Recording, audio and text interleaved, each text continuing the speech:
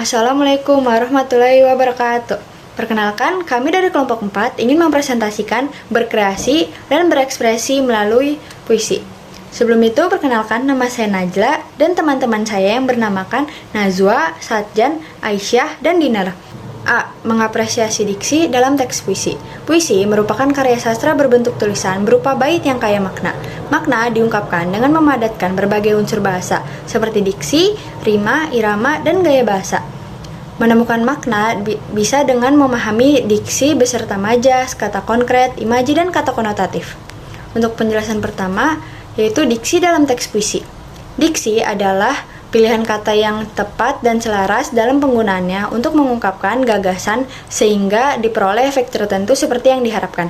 Diksi diklasifikasikan menjadi dua, yaitu yang pertama diksi berdasarkan maknanya dibedakan menjadi denotatif dan konotatif. Diksi berdasarkan struktur leksikal dibedakan menjadi sinonimi, polisemi, hiponimi, antonimi, dan homonimi.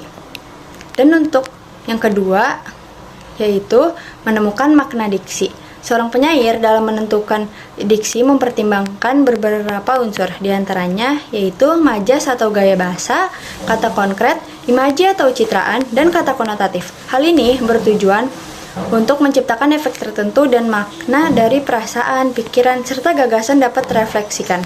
B. Mengkaji teks diskusi dan efektivitas diksi, rima, dan tipografi. Teks diskusi adalah media bertukar pikiran untuk mengetahui suatu permasalahan.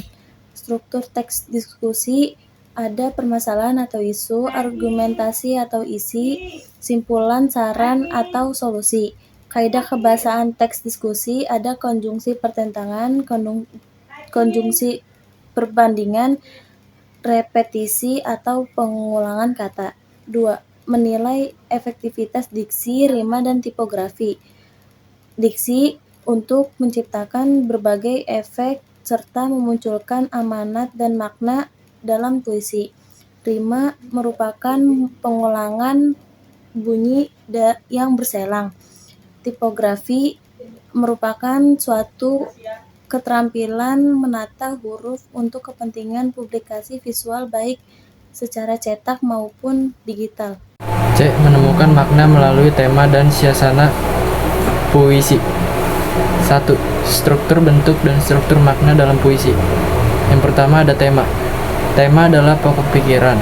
Tema dalam puisi menjadi dasar atau inti makna yang akan disampaikan oleh penyair. Yang kedua ada suasana.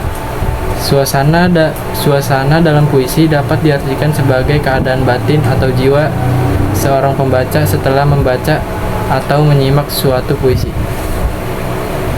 Yang ketiga ada nada. Nada dalam puisi dapat diartikan sebagai sikap penyair terhadap puisi sehingga efeknya dapat tersampaikan kepada pembaca. Lalu yang keempat ada amanat. Amanat dalam puisi diartikan sebagai pesan yang ingin disampaikan penyair kepada pembaca. 2. Menemukan makna dalam teks puisi. Puisi merupakan salah satu karya sastra yang berisi kata-kata indah dan kaya makna. Untuk langkah-langkah menemukan makna puisi, yang pertama membaca teks puisi secara keseluruhan. Lalu yang kedua mencatat dan menganalisis struktur pembangunan dalam puisi. Yang ketiga mencatat dan mencari makna dari kata-kata yang sulit setiap barisnya. Lalu yang keempat mengorealisasikan makna setiap baris hingga membentuk satu kesatuan makna yang utuh. Yang kelima, menghubungkan judul dengan keseluruhan makna setiap baris dan menyimpulkan. D. Mengapresiasi antologi puisi dalam bentuk resensi. Yang pertama, unsur-unsur antologi puisi dalam bentuk resensi. 1. Judul resensi. 2. Identitas buku. 3. Pendahuluan. 4. Evaluasi. 5. Analisis. 6. Simpulan. Yang kedua, langkah-langkah menyusun antologi puisi dalam bentuk resensi. 1. Menentukan buku antologi puisi. 2. Membaca sesama dengan keseluruhan isi buku. 3. Memahami dan menganalisis isi buku. 4. Menulis judul. 5. Menulis informasi penting. 6. Menulis pendahuluan, evaluasi, analisis, dan simpulan. Yang ketujuh, mencermati hasil tulisan resensi. Mendemonstrasikan puisi. 1. Metode demonstrasi puisi.